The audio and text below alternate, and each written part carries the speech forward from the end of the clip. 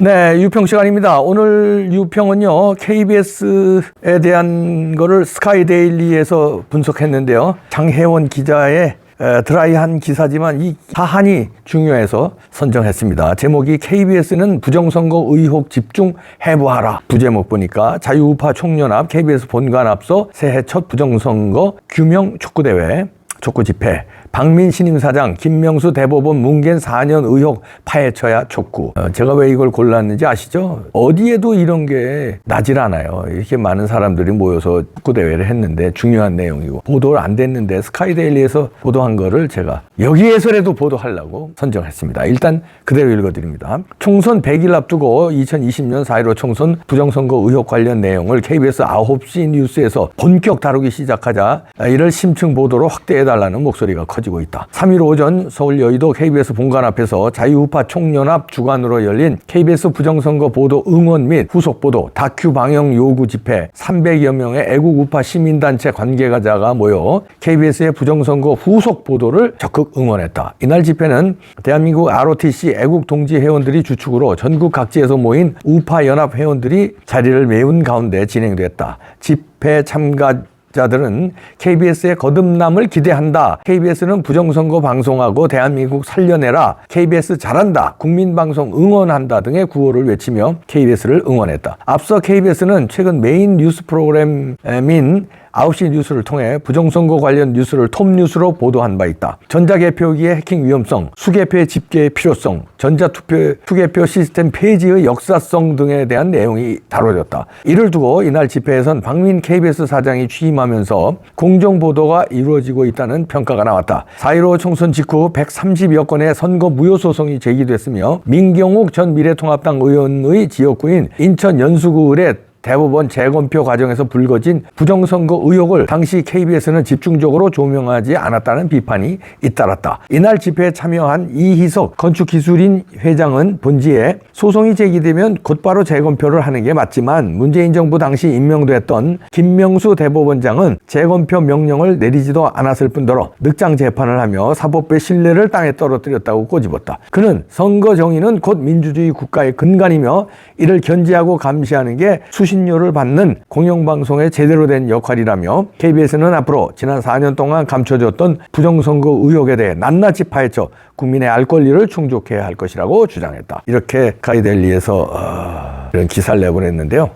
KBS에서 얼마 전에 보신 분들 있죠? 9시 뉴스에서 탑뉴스로 4꼭지나 부정선거에 관련해서 보도를 했습니다. 그 보도를 보고 부정선거와 싸워온 사람들은 참 많은 박수도 치고 눈물도 흘렸다고 그러더라고요. 민경욱 대표도 눈물 흘렸다고 그러더라고요. 그러나 부족한 면은 좀 있습니다. 뭐 완벽하게 보도를 한 건 아니에요. 그런데 여태껏 뭉갠 KBS가 4꼭지를 할애해서 다뤘다는 점, 그리고 뭐 포인트를 그런 대로 짚었다는 점, 전자개표기에 대한 위험성, 그다음에 수개표의 필요성, 그다음에 이 역사적으로 이 투개표 시스템 폐지에 대한 역사적으로 이렇게 다룬 거, 이런 건 상당한 의미가 있다. 그러니까 점수로 보면 80점 정도 이상은 준다. 그러나 KBS는 왜 80점 가지고 우리가 박수를 치느냐? 그동안에 김명수 체제에서 또 문재인 체제에서 KBS가 완전히 그냥 공산주의 방송을 해서 이렇게 달라진 80점 정도밖에 안 되지만 박수를 치는 거예요. 근데 여기 20점을 나머지 채워달라는 촉구대회죠. 더 보도를 후속 보도를 해서 나머지 20점을 채워달라는 건데요. KBS가 중요합니다. 왜냐하면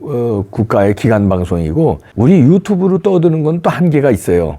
유튜브는 뭐 이렇게 한쪽으로 뉴미디어 공신력도 없지 뭐 이렇게 치부하는 경향이 있거든요. 유튜브 하는 사람 중에는 물론 이상한 뉴스 하는 사람도 있지만 공신력 있는 이 매체에서 일하던 분들이 유튜브 하는 경우 많아요. KBS 출신도 유튜브 하는 사람 많습니다. 그리고 뭐 조선일보 출신도 유튜브 하는 사람 있고요. 뭐 또 정치학 박사들도 있고요. 뭐 그다음에 변호사도 있고요. 법학 박사도 있고요. 아니 그렇게 공신력 있는 사람들도 많아요. 그런데 우리는 이제 우습게 여기니까 KBS에서 이런 방향을 잡아주면 상당히 부정선거 파헤치는데 큰 도움이 됩니다. 그래서 나머지 20점을 채워달라고 ROTC 애국동지 회원들 주축으로 이런 집회를 했는데 이런 거조차 보도를 안 해요.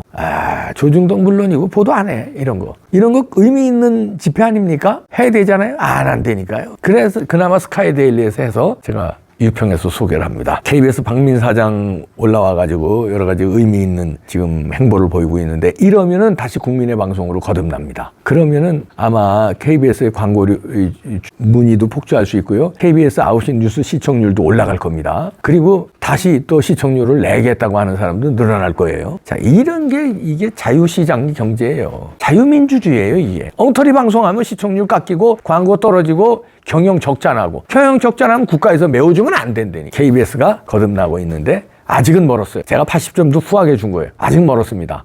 조금 더 정상화해서 지금 또 어떤 나라인가 내가 지금 나라 이름을 잊어버렸는데 며칠 전에 또 부정선거 대규모 집회가 있었습니다. 대규모. 그런데 그 나라 난리가 났어요. 그래서 재투표해야 된다고 난리가 났는데 왜 우리나라는 왜 조용한지. 선거 몇 달 안 남았는데. 한동훈 위원장한테 기대를 많이 거는데요. 물밑에서 뭔가 하고 있다는 첩보는 들리는데 진짜 하고 있는 건지. 왜냐하면 선거 지면요 한동훈 위원장 뭐 큰 주목 못 받아요. 그리고 윤석열 대통령은 이번에 과반 저쪽에 안겨주면요 엄청 식물 대통령 됩니다. 그 책임 누가 질 거예요? 부정선거 수사 안 한 현 정국에서 져야 돼. 그렇기 때문에 잘할 걸로 믿습니다.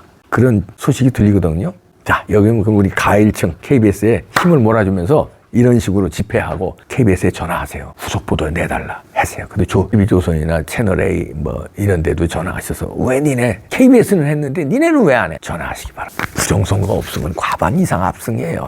그리고 투사를 배치하시기 바랍니다. 국회에 들어가서 싸워야 되는데 얘가 국임당 구겨져가지고요. 싸우지들은 않잖아. 다 내주잖아. 이번에는 달라집니다. 한동훈 화이팅. 윤석열 대통령 화이팅. KBS 화이팅. 나머지 최고야 화이팅이에요. 화이팅. 진짜 화이팅. 예.